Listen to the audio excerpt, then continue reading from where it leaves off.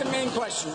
And not a single shovel in the ground, Mr. Speaker, employing any Albertans. It's just 18 days until families see their heating bills go up, pay more at the pumps, and see the price of everything else that they buy skyrocket. But the Environment Minister has decided 13 months after first announcing this job-killing tax, it's finally the time to roll up her sleeves and take some phone calls. I have a better idea. Why doesn't the Premier and her ministers get out of their comfy offices and hold some public town halls across Alberta and look the people in the eye that they're hurting and destroying their lives? That would be a good idea.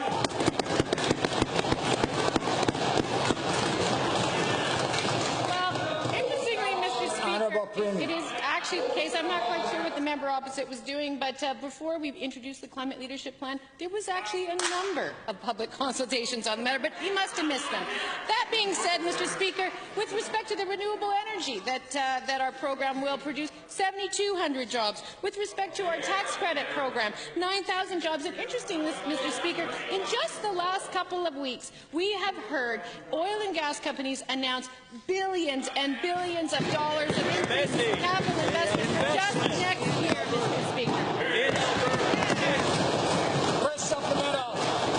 And yes, Mr. Speaker, most of that investment is in Saskatchewan. Yes. 2/3 of Albertans don't support this carbon tax, and the Premier knows it. It's why they've unloaded $9 million in taxpayer-funded propaganda. It's why the Premier is sending the Environment Minister on a carbon tax telethon to help explain to Albertans how to, as the Premier would say, make better choices. Instead of wasting millions of dollars trying to sell Albertans on something they don't want, why doesn't the Premier take her own advice, make better choices, and scrap the carbon tax? Honourable Premier. You know, Mr. Speaker, there are two ways to approach building a jurisdiction over which you have some responsibility. You can say no to everything, or you can be the people who say yes. You can be timid, or you can be bold. You can have faith in the people of your province, or you can be xenophobic. You can ultimately decide that you want to move forward with leadership, or you want to go backwards and reject facts. Mr. Speaker, we are moving Alberta forward. We are standing up for Albertans. We have their backs. We will not vote against Alberta's future for political points.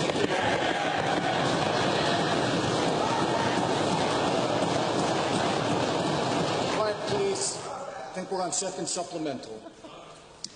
And you can create jobs, or you can do what the NDP have done and kill jobs in Alberta. The NDP seem content with denying basic economics. Here's the facts. Australia has axed their tax.